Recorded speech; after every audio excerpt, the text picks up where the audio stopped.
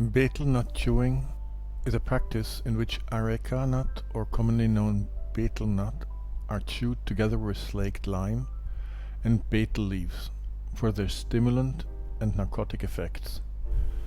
The practice is widely spread in Southeast Asia, Micronesia, and South Asia.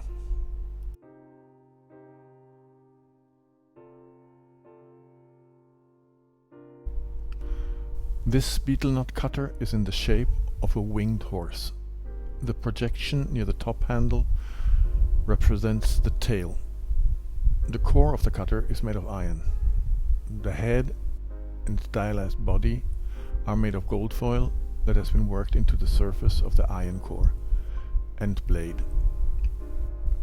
The intricate metalwork is rather sophisticated and well preserved.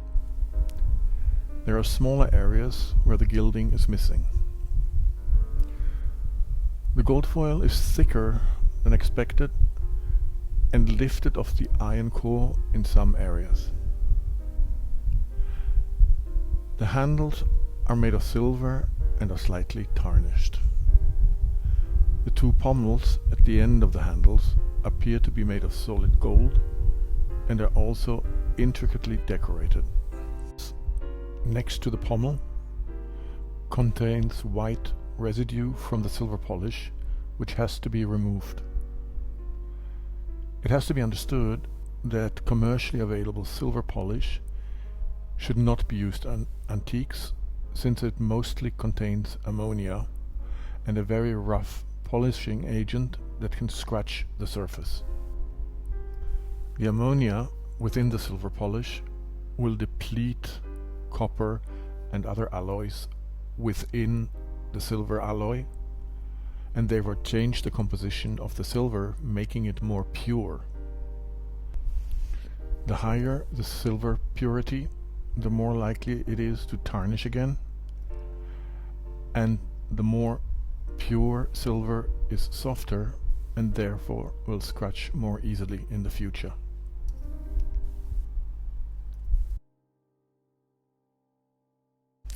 Looking at the blade, the iron, due to galvanic cell corrosion, is rusty and was in desperate need of treatment. The powdery red hematite mineral has developed during the corrosion processes, and the corroding surface needed to be carefully stabilized to not damage other parts of the precious composite artifact. In the past, such corroding surfaces would be cleaned with an acidic solution of fermented lime juice. However, despite the prevalent use till today, this technique would damage the gold and silver alloy and would result in a very pitted surface of the iron due to the low pH of approximately 2.2. The gold and silver would also be affected since, as earlier mentioned, copper would be released into the lime juice solution, resulting in small pits in the gold and the silver, making future analysis of the surface impossible. This application of lime juice would probably also result in the lifting of parts of the gold foil, since it is to be expected that there is some hematite corrosion in the cavities between gold and the iron core. Initially, the surface was cleaned from grease and dust.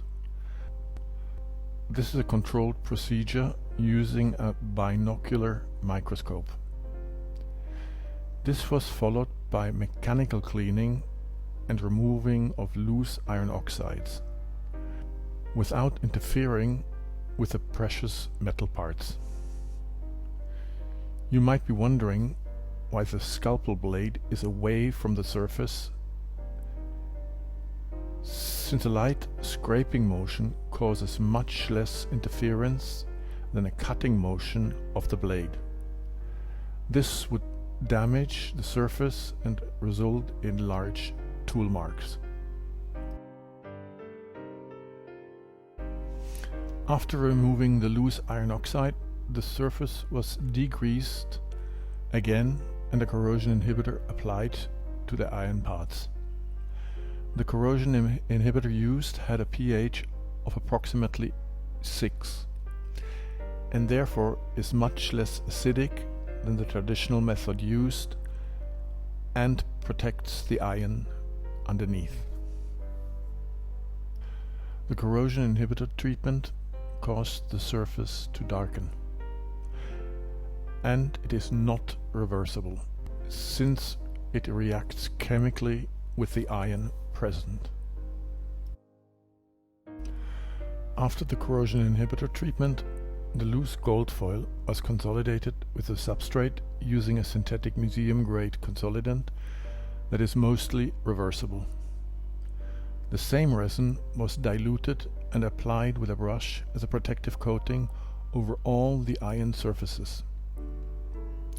There is a slight gloss to the coating which complements the luster of the gold and silver segments. However, it was dulled down with a sacrificial coating to prevent an unnatural plastic appearance. This treatment is a conservation-based procedure. The lacquer is reversible. However, I have to mention again, the corrosion inhibitor treatment that darkened the surface is not reversible. Since this artifact is in a private collection, the approach to conservation is slightly different than if the artifact was in a sealed showcase in a museum with 20% relative humidity.